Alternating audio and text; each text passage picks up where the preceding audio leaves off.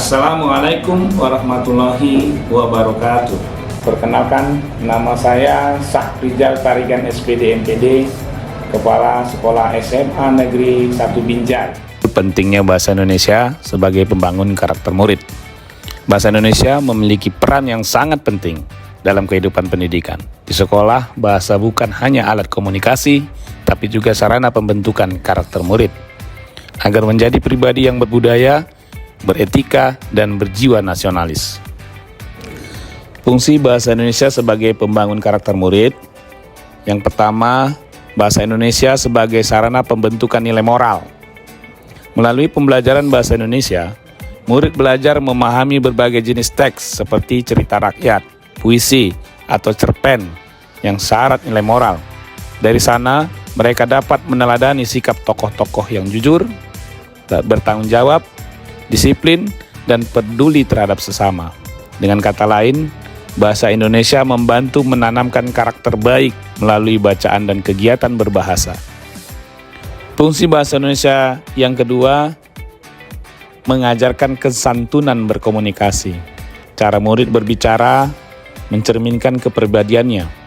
Pembelajaran bahasa Indonesia menekankan pentingnya berbicara dan menulis dengan bahasa yang santun, sopan, dan menghargai orang lain. Hal ini membentuk karakter murid yang beradab, mampu berkomunikasi dengan baik, dan menghormati perbedaan pendapat.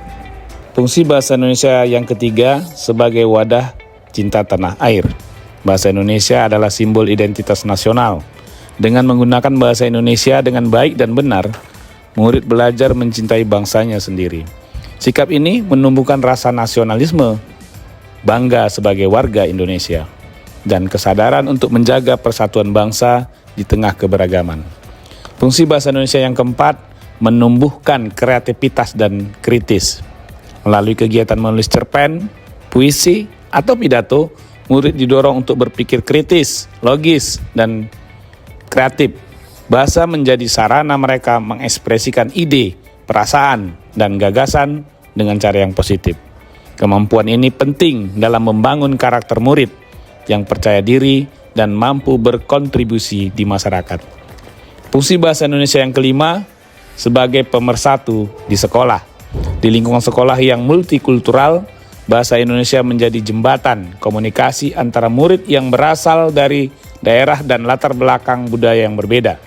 Dengan bahasa Indonesia, mereka dapat berinteraksi tanpa sekat dan belajar menghargai satu sama lain.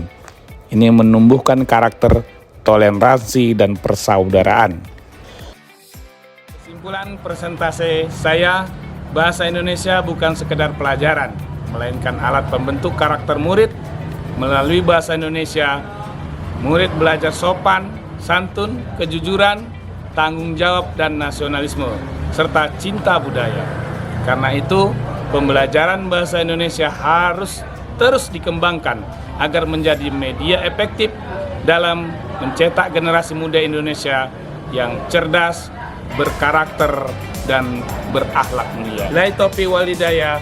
Wassalamualaikum warahmatullahi wabarakatuh.